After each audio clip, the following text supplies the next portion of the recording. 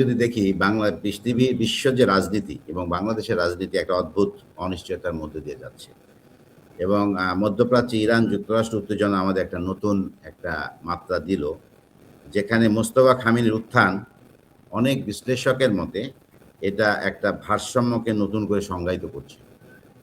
এবং আমরা যদি দেখি মোস্তফা খামেনি কি, সন অফ আলী খামেনি, এবং ইরানের যদি তিনটা আমরা স্টেক হোল্ডার দেখি, দি মেইন স্টেক হোল্ডার, একটা হচ্ছে মিলিটারি, সেকেন্ড হচ্ছে যে ফরেন পলিসি, থার্ড হচ্ছে যে পারমাণবিক কর্মসূচি, এই সবগুলোই কিন্তু ওনার উপর ডিপেন্ড করছে।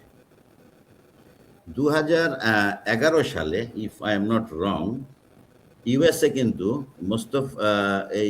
মোস্তফা খামেনিকে একটা স্যাংশন দেয়, ঠিক আছে? এবং মোস্তফা খামেনি ইউএসএ অনেক আগে থেকে যে টার্গেট ছিল এটা আমাদেরকে জানতে হবে। এখন মোস্তফা খামেনি, যেটা আমাকে মেজর আক্তার স্যার বললেন যে ইউএসএ তাদের অবজেক্টিভটা ফুলফিল করেছে। হ্যাঁ, রিজিম চেঞ্জ হয়েছে, বাট রিজিম চেঞ্জের অবজেক্টিভটা কি? রিজিম চেঞ্জ, যে রিজিমটা হবে পারপেট গভর্নমেন্ট, সেই পাপেট গভর্নমেন্ট কিন্তু হয় নাই। আমেরিকা যে পাপেট, যেটা আমরা দেখি যে 2002-03 সালে ইরাকে এবং লিবিয়া যেগুলো ঘটনা ঘটেছে, ওখানে রিজিম চেঞ্জ করে যে গভর্নমেন্টটাকে আমেরিকা বসাতে চেয়েছে তাদের সুবিধা মতো, পাপেট গভর্নমেন্ট, সেটাতে তারা সাকসেসফুল হয়েছিল। বাট এখন রিজিম চেঞ্জ করে আর একটু শক্তিশালী রিজিম পাচ্ছে, যে রিজিমটা আমেরিকার জন্য অবশ্যই এটা একটা আতঙ্কের ব্যাপার। এজন্য যে আমরা যদি মোস্তফা খামেনির একটা স্টেটমেন্ট দেখি, কিছুদিন আগে উনি বললেন, চাপ বাড়লে আমরা কঠোর হব। সো আজকে যে তেহরানের উপরে যে অতিরিক্ত বর্ষণ দেখলাম এটা আমরা এভাবে একটা কনক্লুশন দিতে পারি না যে এটা তাড়াতাড়ি শেষ হয়ে যাবে, তেহরান নতি স্বীকার করবে, নট লাইক দ্যাট। এবং যেটা আমি বলছিলাম, 2011 সালে তাকে ইউএসএ স্যাংশন দেয় এবং ইউএসএ তাকে অনেক আগে থেকেই ভালো করে চেনে এবং তার ব্যাপারে তারা তাকে কঠোরপন্থী হিসাবে জানে, হার্ডলাইনার।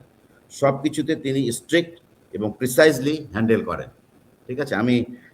এবং আইআরএসজি, যেটা ইসলামিক রিভলিউশনারি গার্ড কোরের সঙ্গে তার সম্পর্কটা অত্যন্ত নিবিড় এবং খুবই একটা হৃদ্যতাপূর্ণ, এবং পশ্চিমাদের সাথে উনার যে সমঝোতার ব্যাপারে উনি মোটেই কম্প্রোমাইজিং না। সো এই পার্সপেক্টিভে আমি মনে করি না, মেজর আক্তার স্যার যে বললেন যে এটা উনি আতঙ্ক না, আমি এটা মনে করি না। এজন্য মনে করি না যে রিজিম চেঞ্জের অবজেক্টিভটা কিন্তু আমেরিকা ফুলফিল করেনি। রিজিম চেঞ্জ হয়েছে, বাট এটাকে যদি আমরা বলি যে আলটিমেট এইমটা কি, রিজিম চেঞ্জের একটা ইমিডিয়েট অবজেক্টিভ, একটা আলটিমেট অবজেক্টিভ। আলটিমেট অবজেক্টিভ হচ্ছে রিজিম চেঞ্জ করে যে রিজিমটা আসবে, সেই রিজিমটা আমার পাপেট গভর্নমেন্ট হবে বা আমার অনুগত হবে, আমেরিকার অনুগত হবে, যেটা আমরা লিবিয়া ইরাকে দেখেছি। সো এই পার্সপেক্টিভে এই রিজিম চেঞ্জটা সেই রিজিম চেঞ্জ না। এখন প্রশ্ন হচ্ছে যে আপনার এখানে মোটিভেটেড সোলজার এবং নন মোটিভেটেড সোলজার, ইরান যেটা ইরানের যে আয়াতুল্লাহ খামেনির মৃত্যুর পরে তাদের মধ্যে মোটিভেশনটা অনেক বৃদ্ধি পেয়েছে। আমরা মেজর আক্তার স্যার জানেন, সেনাবাহিনীতে motivation, rightness of the cause is very important. এই মোটিভেশনটা ইরানি সোলজারদের মধ্যে আসছে এবং তারা to the last drop of blood they will fight for Iran and against the Western or America. কিন্তু আমরা যদি এই কিছু সোশ্যাল মিডিয়া লক্ষ্য করি, আমেরিকান বেশ কিছু সোলজার এটার কোনো উদ্দেশ্য জানে না, অবজেক্টিভটা জানে না।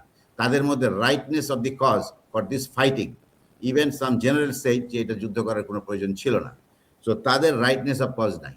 যখন একটা সোলজারের মধ্যে মোটিভেশন থাকে, রাইটনেস অফ দি কজ থাকে, তখন তার যে উদ্দীপনা, তার যে উৎসাহ, তার যে বেগ এবং ভার্সেটাইল অ্যাগ্রেসিভনেস, এগুলো অনেক গুণে বৃদ্ধি পায় একটা নন মোটিভেটেড সোলজারের চেয়ে। এই পার্সপেক্টিভে আমি মনে করি মোস্তফা খামেনি যেন একজন স্ট্রিক্ট হার্ডলাইনার এবং উনার যে পূর্বের পরিচিতি, উনি অনেকদিন আগে থেকেই নিজেকে তৈরি করছিলেন। He was at the back side of the screen, but actually he had the control over lot of aspects. So এই পার্সপেক্টিভে উনি অবশ্যই আমেরিকানদের জন্য বা পশ্চিমাদের জন্য একটা আতঙ্ক, এবং আমার মনে হয় যে উনি সামনে বিষয়টাকে ভালোভাবে ট্যাকেল করতে পারবেন এবং আমেরিকানদের একটু অন্যভাবে এই ইকুয়েশনটাকে, এই সমীকরণটাকে দেখার সুযোগ রয়েছে। তো জি। এটা একদম ফেলে দেওয়ার না, এটা আমি সম্পূর্ণভাবে বিশ্বাস করি এবং মনে করি। কারণ উনার ব্যাকগ্রাউন্ড, উনার আমেরিকা উনার ব্যাপারে অনেক আগে থেকেই জানতেন, স্যাংশন ছিল, সবকিছু মিলে প্লাস উনার আইজিআরসির সাথে একটা relation, overall perspective he is a hardliner, very strict motivated একজন লিডার। Thank you.